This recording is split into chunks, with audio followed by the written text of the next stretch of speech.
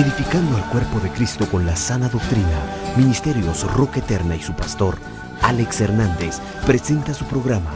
Es Jesús, el pan de vida. No solo de pan vivirá el hombre. Sabemos que Dios hablará tu vida. Quédate con nosotros. Hace algunas semanas atrás yo le empecé a compartir acerca de las 10 razones o 10 situaciones, 10 actitudes, creo que es un poco más correcto decir, 10 actitudes que molestan o que perturban la relación, nuestra comunión con Dios. Y yo le puse un nombre así un poco sugestivo, las 10 provocaciones, ¿verdad? Y bueno, hemos avanzado hasta donde el Señor lo ha permitido ahora. Entonces quiero continuar en la misma línea de pensamientos, porque hermano, la Biblia dice que por estas 10 razones la mayoría del pueblo de Israel se quedó postrado en el desierto. Es decir, haber tropezado en estos 10 tropiezos provocó que aquella generación que tenía grandísimas promesas de Dios, provocó que aquella generación que tenía un plan perfecto en la mano de Dios fracasara. Pero luego dice la Biblia, y voy al texto en el verso número 5, primera de Corintios, capítulo número 10, verso número 5, verso número 7, si no recuerdo mal. Vamos a redondear las ideas para mantenernos en el mismo orden de pensamientos, como le dije antes, pero me interesa establecer la base. Dice la Escritura: Dios no se agradó de la mayor parte de ellos, y la evidencia de este desagrado de Dios fue que la mayoría se quedaron postrados en el desierto. Hermano, esa mayoría, la idea incluso acá está presentada en términos un poquito diplomáticos, diría yo. Porque la verdad es que excepto 2 de esa generación, los restantes se quedaron postrados en el desierto. Algunos, los más cercanos, lograron llegar al año número 38. Es decir, faltaban 2 años para que se cumplieran los 40, que eran la medida que Dios había puesto para que aquel pueblo saliera de alguna manera de la influencia de esos 40 años que él les impuso por haber fallado. Pero dice la Biblia que cuando llegó el año 38, Dios personalmente mató a todos los que no se habían muerto. Porque hermano, todo lo que Dios dice se cumple. Dios es infalible y Dios es veraz. Por eso, hermano, cuando Dios ofrece algo, Dios lo cumple. Cuando Dios dice que te va a bendecir, Dios te va a bendecir, porque Él lo dijo, es su palabra. Pero cuando dice que te va a corregir, también te va a corregir. Y cuando dice que te va a limpiar, también te va a limpiar. Y cuando dice que te va a levantar, también te va a levantar. Y cuando dice que te va a llevar a la presencia del Padre, también te va a llevar a la presencia del Padre, porque Él cumple todo lo que ofrece. Y a su nombre, Dios es veraz. Hermano, Dios le dijo a aquella generación: no van a entrar a Canaán. Ya voy a usar esta manera de decirlo para poder transmitir la idea, pero dijo Dios: ya me tienen hasta aquí, me colmaron la paciencia. La Biblia dice que Dios se enoja lentamente, pero se enoja. Y dijo Dios: ya estoy hasta acá. Fue la última. Cayeron en la 10ª provocación y dijo el Señor: no entran a Canaán. Y el típico del ser humano, ¿verdad? Empezaron a lloriquear. Ay, no, papayito lindo, pero ¿cómo va a ser posible? Y bueno, usted sabe, los melodramas que a veces hacemos los seres humanos, porque creemos que a Dios se le chantajea emocionalmente. Déjeme decirle, a Dios no se le chantajea emocionalmente. No lo convencen las lágrimas de cocodrilo. Y entonces el Señor dijo: no, lo siento, ya me enojé. No entran. No, que mira, Padre lindo, Padre santo. No, dijo, no entran. Algunos aguantaron hasta el año 38. Y en el año 38 le dijo Dios a Moisés: Moisés, llegó la hora. Ya dieron muchas vueltas en este monte, hay que entrar a Canaán. Y dijo Moisés: preparen el campamento porque entramos a Canaán. Y habían de aquella generación todavía una buena cantidad. Y ellos dijeron gozosos: ya vamos a Canaán. Dice la Biblia, personalmente los mató Dios, porque él dijo: no entran, y no entran es no entran. Ahora dice la Biblia, fíjese, pero estas cosas, dice, son ejemplo para nosotros. Ejemplo número 1, que Dios se enoja. Ejemplo número 2, que la tolerancia de Dios tiene un límite. Ejemplo número 3, que todo lo que Dios dice lo cumple. Ejemplo número 4, que la mayoría del pueblo de Dios no alcanzó la promesa. Léase, aplicado, dice, como ejemplo para nosotros, que nos está diciendo que la mayoría de cristianos no van a llegar a la meta. Me doy a entender, hermanos. La mayoría de cristianos. Hermano, cuando yo digo estas cosas me genero un poquito de animadversión, porque pareciera como que yo escribí la Biblia. Gracias a Dios no la escribí yo. Y el que tenga problema con eso, que se pelee con Dios, no que se pelee conmigo, porque yo no escribí la Biblia. Yo solo soy una voz que habla la palabra de Dios. Solo le presto a Dios mi garganta. Dice entonces: de la mayoría no se agradó Dios y quedaron tendidos en el desierto. Hermano, usted y yo debemos ocuparnos que Dios esté agradando de nosotros. ¿Me explico? No si nos agrada el hermano, la hermana, fulano, sutano, mengano. No, mire, más que agradar a los demás, hay que agradar a Dios. Aunque a veces para agradar a Dios hay que quedar un poquito mal con alguno. ¿Me explico? Pero hay que agradar a Dios. Usted va a ver las cosas terribles que dice enseguida la Escritura. Dice entonces, perdón, la evidencia es que quedaron tendidos. Y este es un ejemplo de nosotros, dice, para que no hagamos lo malo. Como diciendo el Señor: mira lo que hice ya con ellos. ¿Te diste cuenta? Y nosotros como gentilidad, hermano, ahora con preciosas y grandísimas promesas de Dios, hermano, con una promesa eterna en los cielos, una herencia inmaculada que no se corrompe, reservada para los tiempos que ha de ser revelada. Y dice Dios: bueno, mira lo que le diste a estos. Les di la oportunidad, los aguanté muchas veces, pero llegó el momento en el que me cansaron y se quedaron postrados en el desierto. Haga de caso usted que está en Israel allá, ¿no? Y Dios hablándole, y luego se vuelve Dios a nosotros. Yo estoy sentado allá con usted. Luego viene el Señor y dice: bueno, ya te diste cuenta de lo que le pasó a estos, no hagas lo mismo o te puede pasar igual. ¿Me explico? Dice: no cometas los mismos errores o te va a pasar lo mismo. Que la mayoría se van a quedar postrados en el desierto, es decir, la mayoría no van a alcanzar la promesa. Por eso, hermano, mire, contra viento y marea, contra toda situación y contra todo impedimento, usted nunca deje de buscar a Dios. Mire, a mí me cuesta entender, fíjese, a los cristianos que no les gusta ir al culto. Hermano, que con cualquier cascarita de jocote se tropiezan: ya no voy al culto. Hermano, qué triste es no poder hacer culto a Dios. Qué triste es, hermano, saber uno que es el tiempo, lo digo como algo personal, el tiempo de alabar, de bendecir, de oír palabra, y hermano, dejarlo pasar como agua que se va en el tragante. Me cuesta entender ciertas cosas, le soy sincero, y no estoy hablando como pastor, hablo como oveja. Hermano, como la oveja debe tener esa necesidad del agua que Dios le provee para su sed, de su pasto verde para sustentarse.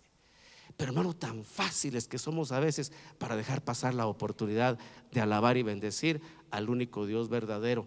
Tenga cuidado, no vaya a ser que se quede postrado en el desierto. ¿No le gustó? Pensé que iba a decir gloria a Dios. Pensé que iba a decir gloria a Dios. Perdón, hermano. Verso número 8. Si hazme un favor, súbelas así como las hacen ustedes, que le dan un scroll, dice en inglés, pero dice, sigue. Verso 11. Aquí el 11. Estas cosas, dice, refuerza la idea, le sucedieron como ejemplo y fueron escritas como una enseñanza para nosotros. Hermano, el cristiano que no se dé por aludido con esto, es cristiano, sabe Dios de qué parte. Dice, fueron escritas para nosotros, palabra apostólica. El apóstol Pablo dice, esto fue escrito para nosotros. Ya no fue escrito para los israelitas. ¿Me explico? Ya no fue escrito para Israel tomando ejemplo de Israel. No, ahora Israel es un ejemplo para nosotros. Y como se lo dije en una oportunidad, hermano, lamentablemente en aspectos espirituales Israel es un mal ejemplo para nosotros. Nuestro hermano mayor no es un buen ejemplo, espiritualmente hablando.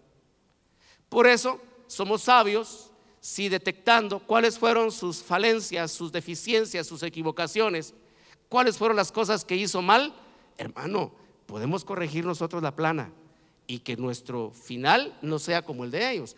Dice, le sucedieron como ejemplo y fueron escritas como una enseñanza para nosotros, para quienes ha llegado el fin de los siglos. Más cerca del fin de los siglos, el ejemplo se hace más grande. Entro de lleno al texto. Vamos al verso, creo que es el 9.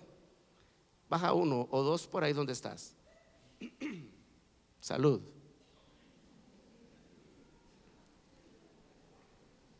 Sigue, acá está. Verso 8. El verso número 7 dice, no seáis pues idólatras. A un pueblo que ya no es idólatra, le dice Dios, ya no seas idólatra. Pero el siguiente caso que vamos a ver, dice, ni forniquemos como algunos de ellos fornicaron y en un día cayeron 23,000. ¿De qué está hablando la escritura acá? Fíjese que fue la segunda reprimenda, la segunda provocación, dijo Dios, no forniquen como ellos fornicaron, porque en un solo día se murieron 23,000 por haberme provocado. Y por supuesto que algunos de los que quedaron vivos, hermano, tampoco llegaron a la meta.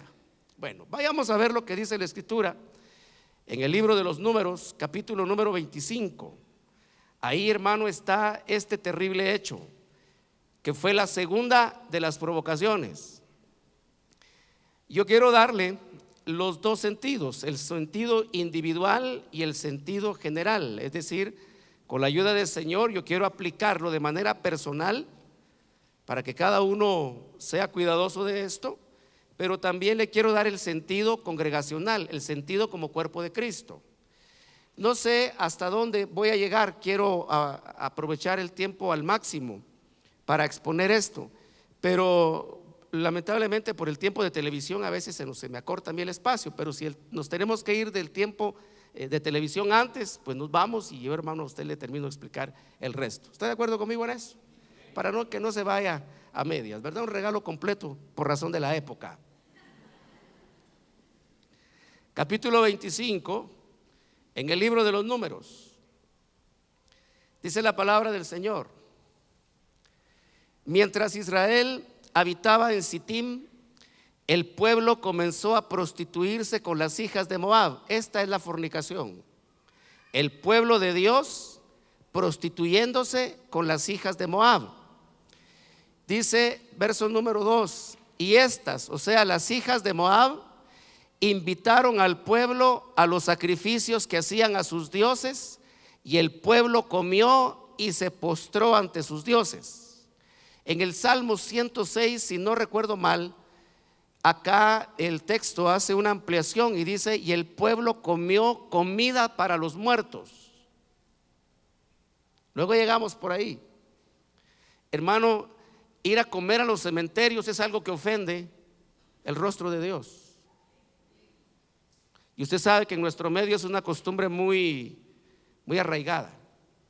Para determinada fecha, hermano, si alguien quiere ir a limpiar el panteón de su abuelita o su tatarabuelita, puede hacerlo en cualquier fecha, pero no tiene que ser precisamente ese día. Yo no digo que deje que el panteón se llene de flor de muerto, no estoy diciendo eso. Límpielo, cuídelo. Pero, hermano, ir a comer a los cementerios es algo que ofende el rostro de Dios. Dice la Biblia, y estas invitaron a los sacrificios que hacían a sus dioses, y el pueblo comió y se postró ante sus dioses. Así Israel se unió a Baal de Peor, se encendió la ira del Señor contra Israel, y el Señor dijo a Moisés: mira, toma a todos los jefes del pueblo y ejecútalos. Bueno, voy a dejar ahí porque es mucho más amplio esto y voy a tratar de ir con sumo cuidado. Número 1, ¿por qué sucedió esta situación en la que los hijos de Israel se prostituyeron con las hijas de Moab? Quiero empezar por el verso número 3. Dice: así Israel se unió a Baal de Peor. O sea, ¿cuál fue el resultado de esta prostitución de Israel con las hijas de Moab? Que los llevaron a que Israel se hiciera uno con Baal de Peor. Hermano, el principio de unidad es una cosa muy tremenda en la Escritura. Voy a usar el ejemplo más común, lo más conocido, para poderme explicar en esto. Hermano, hacerse uno es el principio por el cual el matrimonio es posible y es validado ante los ojos de Dios. Yo sé que ustedes habrán estado en las bodas. Yo como pastor, cuando ministro algún matrimonio, bendigo algún matrimonio, uso este texto, no sino el que dice esto. Dice, y el hombre se unirá a su mujer y serán los dos una sola carne. ¿Me explico? Ese es el principio de unir, de hacer uno solo. De tal manera que cualquiera que rompe ese pacto está metiéndose en problemas serios por el principio de unidad. Ahora, ese principio de unidad tiene dos etapas. Tiene la etapa de compromiso y tiene la etapa de ¿cómo sería? Concretar el compromiso, de hacer realidad el compromiso. Por ejemplo, un par de enamorados se enamoran tanto que llega el momento que sienten que están preparados para compartir sus vidas, porque sienten que el uno sin el otro ya no viven, ¿verdad? Dice: es que cuando no estás hasta me cuesta respirar.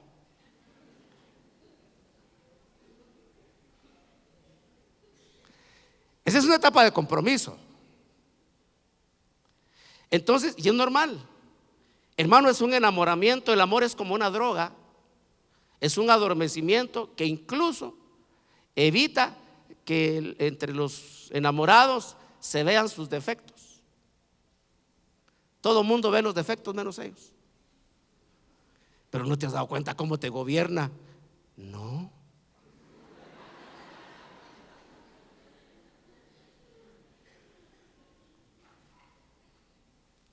Por ese adormecimiento, luego toma la decisión, dice: compartamos nuestra vida pues. Y nuestro sueldo también, dice: no hay problema. Si solo tengo estos brazos para trabajar y darte todo lo que tú quieras. Cuando los muchachos empiezan a trabajar, lo primero que piensan es que ahora ya pueden dar todo lo que es necesario para que una relación sea fuerte. Eso cambia con el tiempo, por supuesto. En esa etapa se da ese compromiso, pero el día que ellos se comprometen, que hacen ese convenio individual o personal de pareja, por supuesto, no se ha consumado el matrimonio. Solo dice: ¿y cuándo nos vamos a casar? Hay una meta a futuro. Bueno, dice: mira, ¿cuántos años tienes tú? 15. ¿Y tú? 16. Entonces dentro de 10 años. Pero ya se están embarcando. Yo no respaldo esas cosas. Pero partamos de un ejemplo ya más madurito. Bueno, ¿y cuándo nos casamos? En 2 años. Ok, en 2 años. Pero hasta entre 2 años van a ser uno. Ahora todavía no son uno, aunque ya hicieron el compromiso. ¿Sabe, hermano, que Dios usa la misma estructura? Dios se compromete y se comprometió que iba a ser uno con nosotros, pero eso no se ha concretado todavía.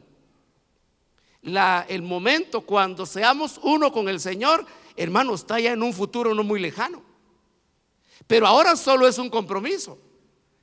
Y hermano, hasta donde la sabiduría, el entendimiento y la experiencia me permiten conocer, hay compromisos que se rompen. De pronto un día se desencantan los jovenazos y dice, mira, todo aquello que habíamos platicado mejor ya no. Dice, bueno, está bien, no se puede. Ahí se terminó. ¿Y el compromiso? ¿Sabe, hermano, que el compromiso con el Señor también se puede romper? Que un día diga a Dios, no, la verdad es que tus actitudes ya no me gustan. Yo me comprometí contigo, pero ya llevas 9, hermana. Una más y se acabó el compromiso. ¿Me explico? No le está gustando el mensaje, ¿verdad? No le está gustando. Si usted supiera el esfuerzo que estoy haciendo por estar aquí. Hermano, ame la palabra. Bendiga a Dios por la palabra. Fíjese que den una ofrenda de palmas fuerte al Señor, hermano. Bendiga al Señor con todo su corazón.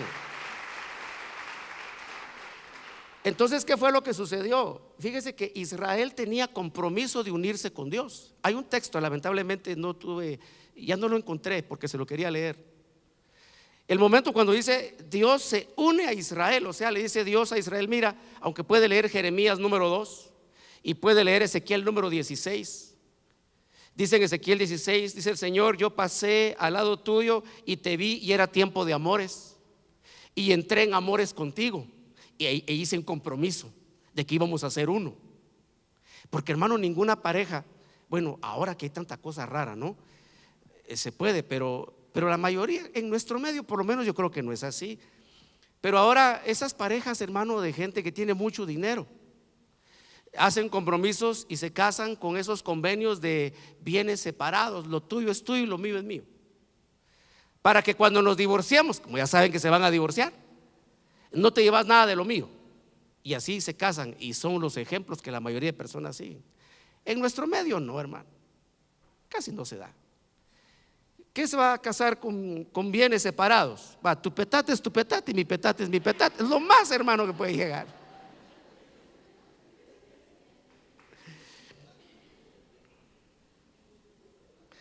Porque ni las chamarras con las que se tapa en la casa de sus padres son de él o de ella. Se las compraron. Lo más que sale es con una carreta llena de peluches que le regalaron. Ay, se me olvida que no debo caminar. ¿Me doy a entender, hermano? Bendito sea el nombre poderoso del Señor.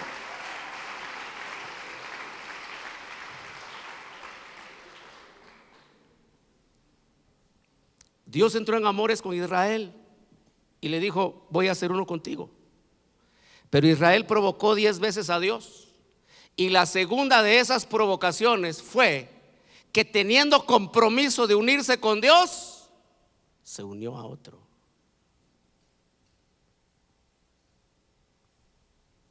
Terrible, hermano. Mire lo que dice la Biblia. Así, o sea, de esta manera, prostituyéndose con las hijas de Moab. Yo luego entro en más detalles. Haciendo sacrificios a los dioses de las hijas de Moab, comiendo la comida de los sacrificios a los dioses de Moab y postrándose ante los dioses de Moab. Así fue como Israel se unió a Baal de Peor cuando tenía compromiso de unirse con Dios. Hermano, una razón poderosa por la cual mucho pueblo cristiano no se va a unir con Dios, no va a llegar al momento de la consumación de las bodas del Cordero, allá por el capítulo 21, 22 del libro de Apocalipsis, cuando se llevan a cabo las bodas del Cordero. Hermano, la razón por la que no se va a llevar a cabo la consumación de ese compromiso entre muchos cristianos y Dios es porque muchos cristianos, perdón, voy a ser un poco grosero para decirlo, es porque muchos cristianos que tienen compromiso de boda, de unirse con Dios, se están acostando con otro Dios hoy en día. Mis palabras son fuertes, pero si le leyera lo que dice la Biblia, le aseguro que casi se desmaya. Porque dice cosas terribles, hermano, en ese sentido, que a mí hasta me ruboriza leerlas, y están en la Biblia. Algunos traductores un poquito más pulcros quisieron ser ellos, hermano, tradujeron con algunas palabritas un poco educadas esos textos, pero lo que el texto literal dice, hermano, saliendo palabras de Dios, son tremendas. Entonces dijo el Señor: yo me voy a unir a Israel, hago compromiso contigo. Israel estaba engalanado, lo engalanó Dios, estaba bonito, lo hermoseó Dios, lo adornó Dios. Israel de fiesta, hermano. Israel con algarabía, con compromiso. Y un día viene Dios, hermano, y se encuentra a su pueblo acostado con otro Dios.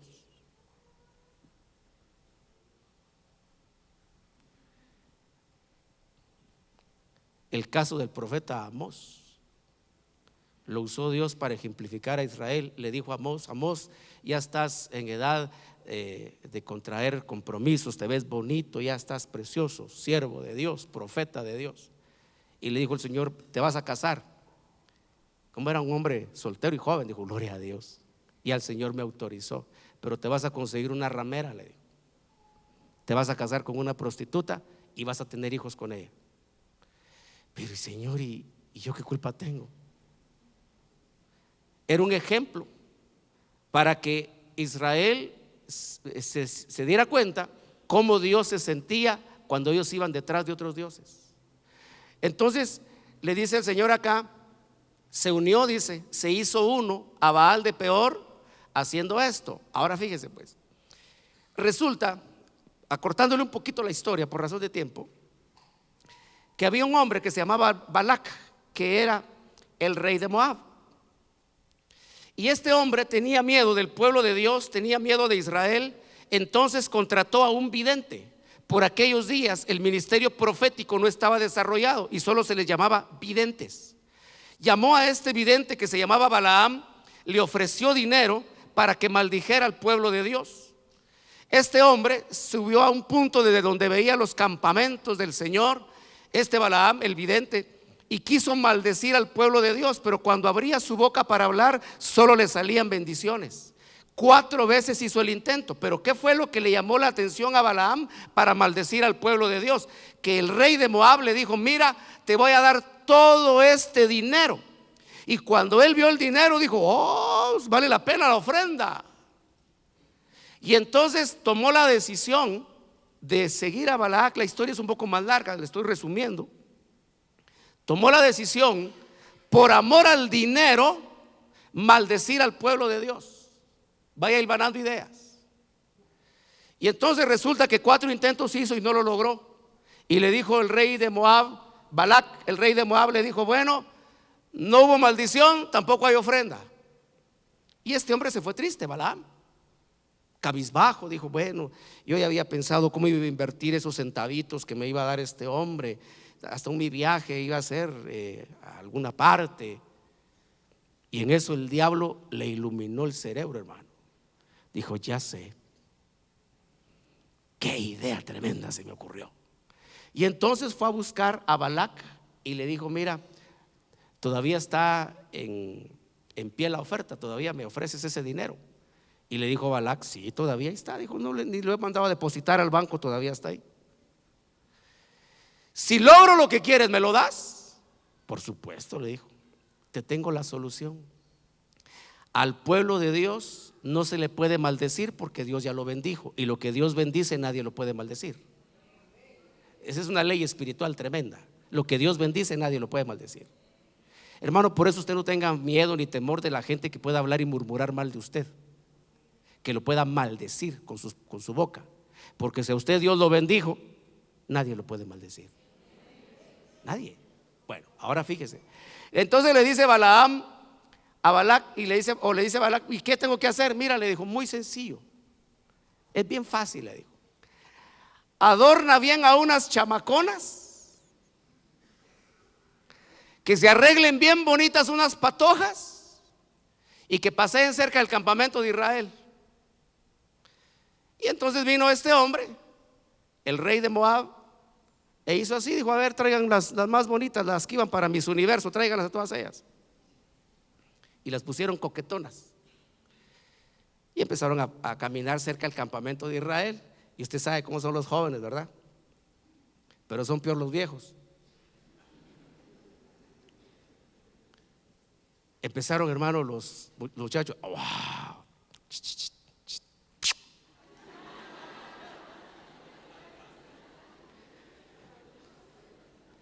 Y ellas a tirar la trenza. Ay, abusivo. Saber cuántas hermanas se fueron difíciles así, ¿verdad? Por eso hoy la cosa está difícil también. Y ellos enamorarlas. Cuando las veo, ¡ala! Pero qué muchachona. A veces dicen los muchachos: hermanos, aquí en la iglesia no hay nada.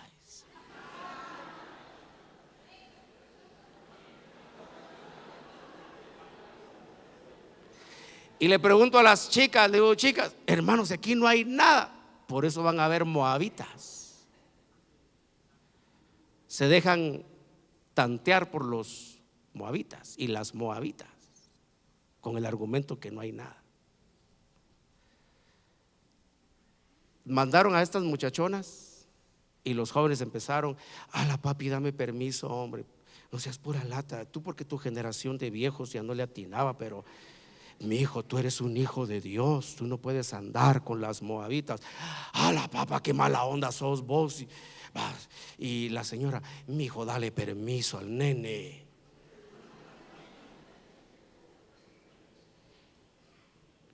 No le pongas tantas prohibiciones, ya aprenderá.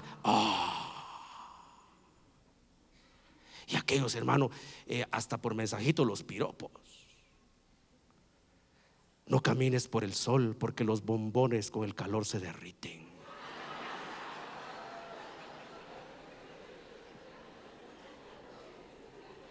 ¿Cómo era el desierto? Hermanos, den una ofrenda de palmas al Señor.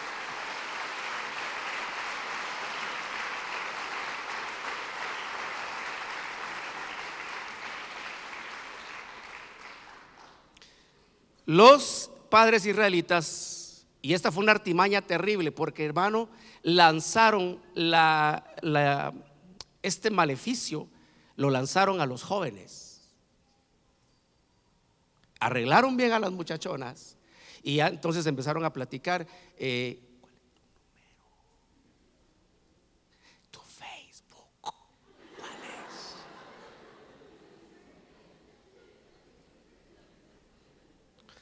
Soy ratoncita pink @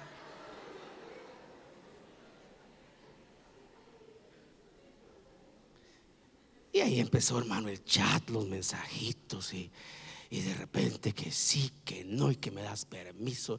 Y el padre: no, porque somos cristianos, ¿cómo se te ocurre? Y la señora: no, pero mira, si el nene se porta bien, él está firme en su fe. Dale permiso, si solo a comer una hamburguesa van a ir.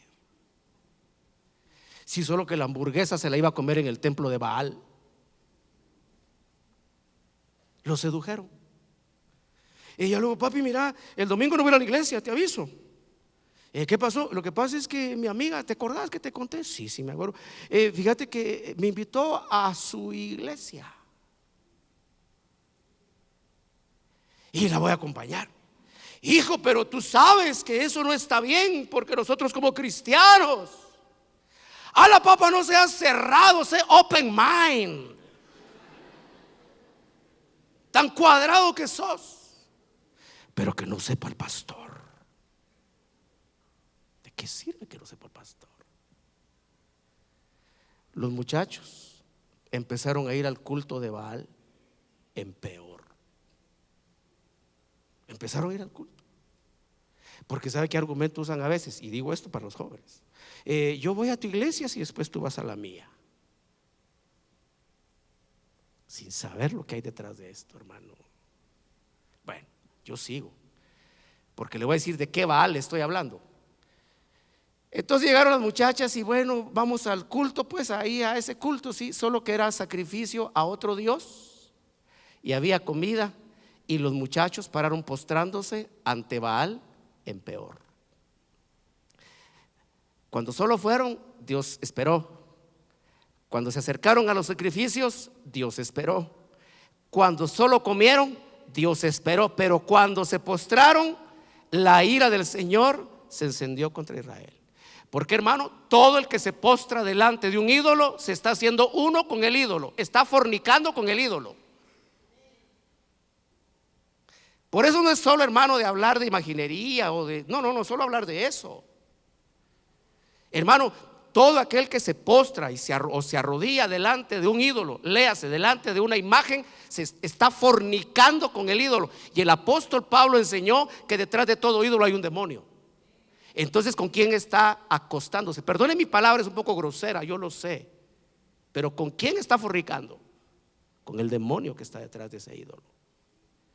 Y eso éramos hasta el bendito día que Cristo nos alcanzó y nos limpió y nos salvó y nos ha redimido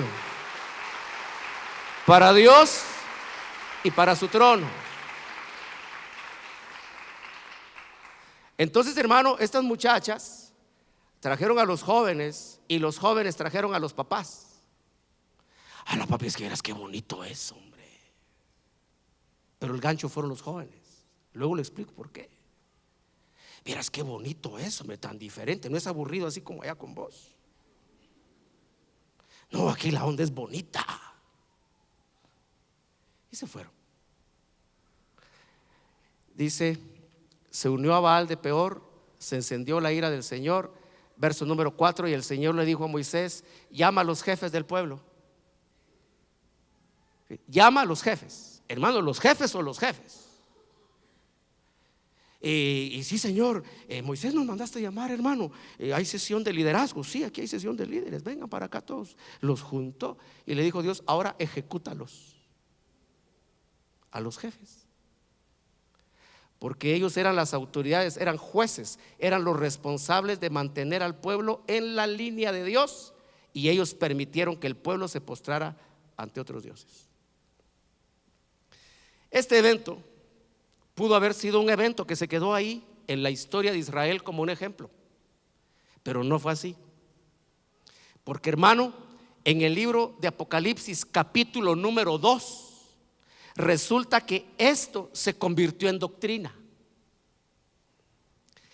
Pasó por un proceso, primero el evento, luego fue un error recurrente, luego se convirtió en una forma de vida, hasta que terminó convirtiéndose en doctrina.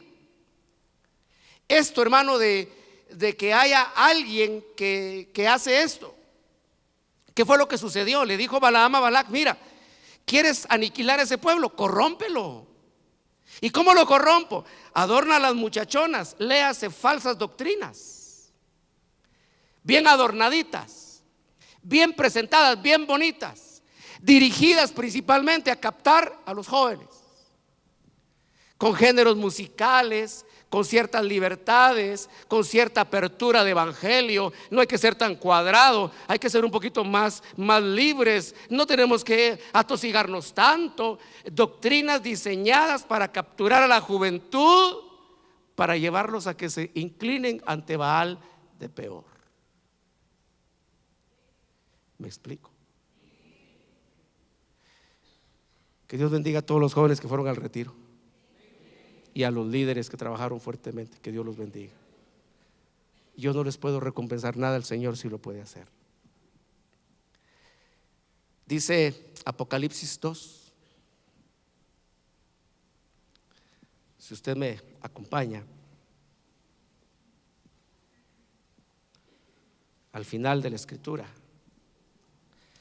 Como le dije antes, hermanos, si esto hubiera quedado en un evento aislado, es un ejemplo, es una historia, aprendemos de la historia y está bien el ejemplo. Pero lo tremendo de esto, hermano, es que cuando llega el final de los tiempos, ya esto no es historia, sino que se convirtió en doctrina. Mire cómo dice la Biblia, verso número 14, Apocalipsis capítulo número 2.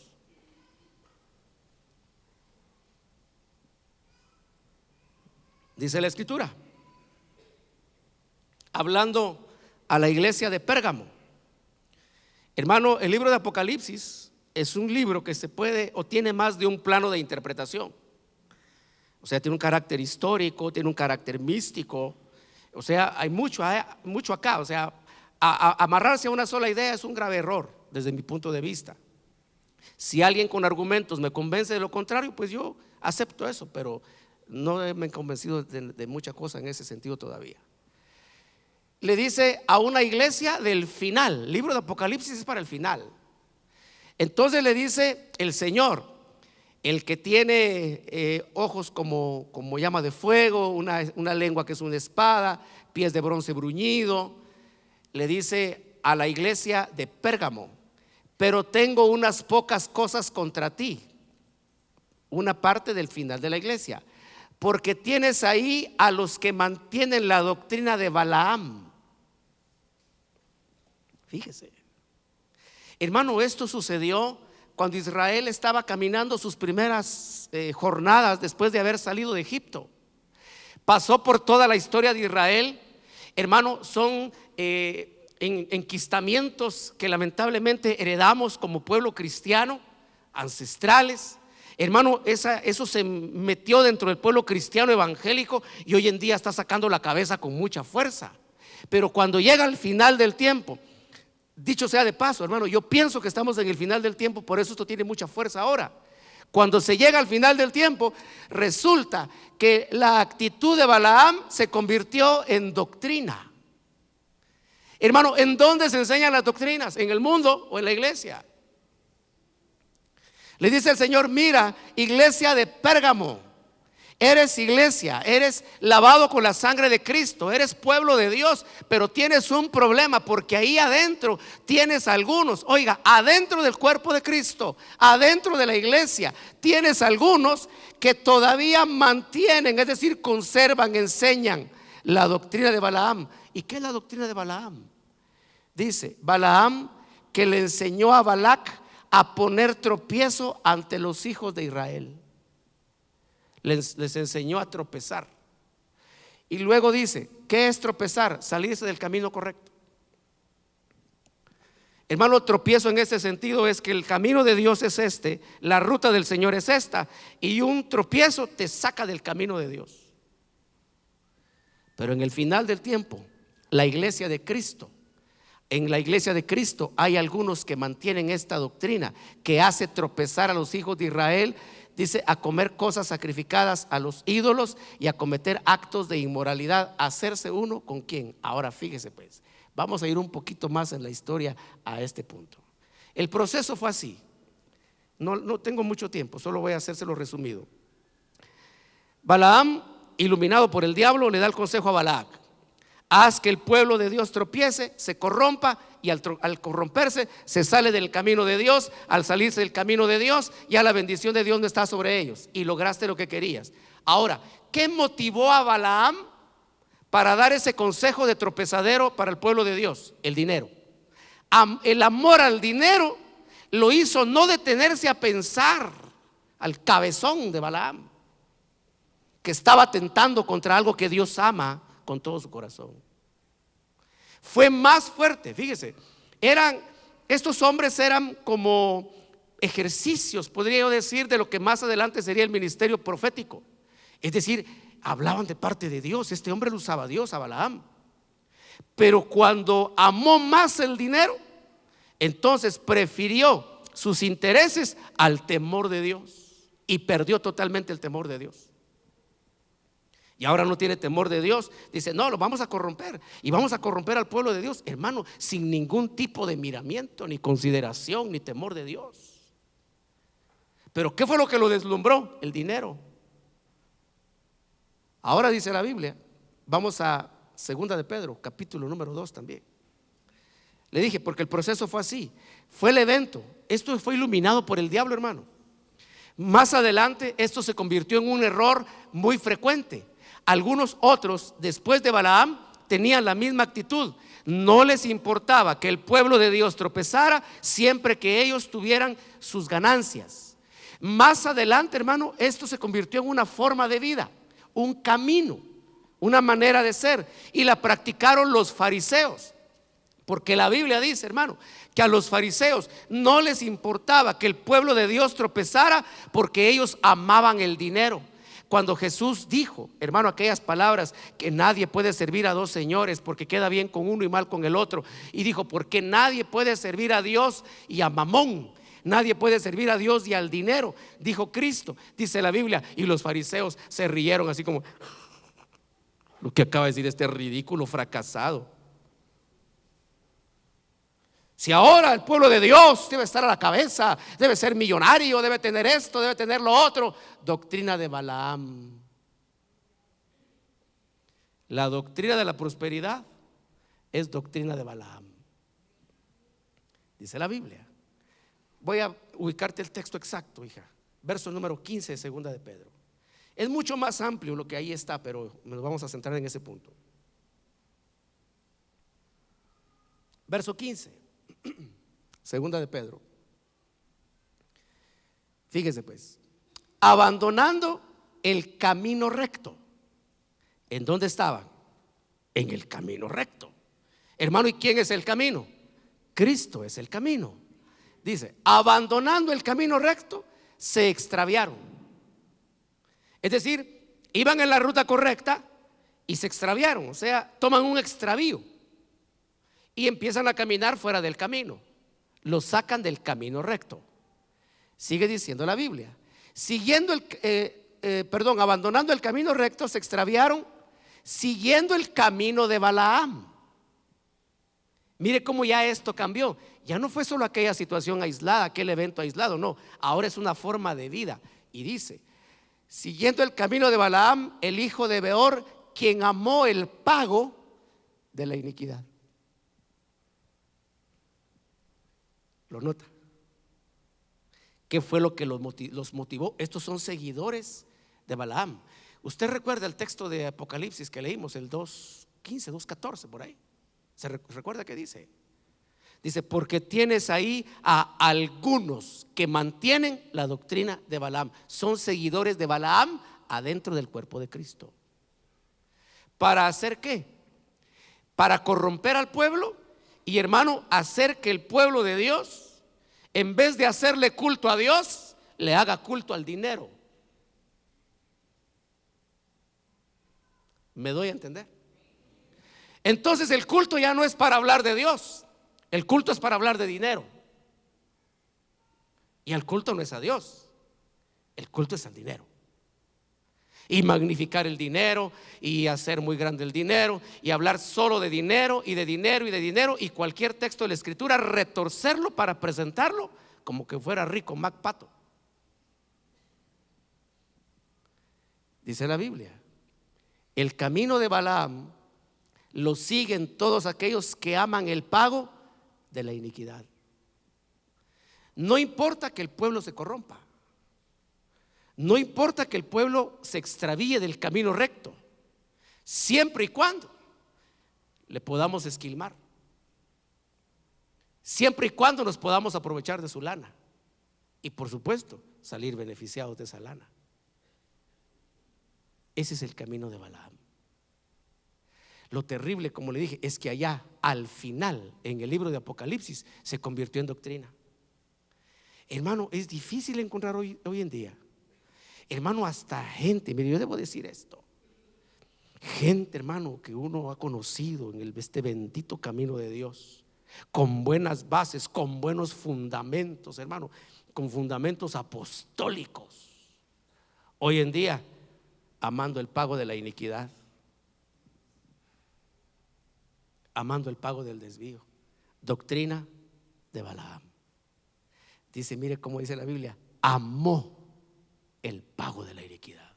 No solo se interesó, sino que lo amó. Y la Biblia dice que raíz de todos los males es el amor al dinero. Doctrina de Balaam. Ahora, ¿a dónde se dirigió en principio? A los jóvenes. Mire todos nuestros muchachos, ellos tienen planes de progresar en la vida, hermano. Y en la juventud es muy fértil que eso pegue, ¿verdad? Esas ideas de triunfalismo, de por aquí, de por allá. Y entonces, vive como te dé la gana, vive como tú quieras. No, si Dios te ama, Dios te ama, Él te va a aceptar como tú seas. Eso sí, que prosperes para que me traigas lo que me corresponde, la parte que me pertenece. Libro de Judas. Judas no tiene capítulos, solo versos, y creo que es también el 11, perdón.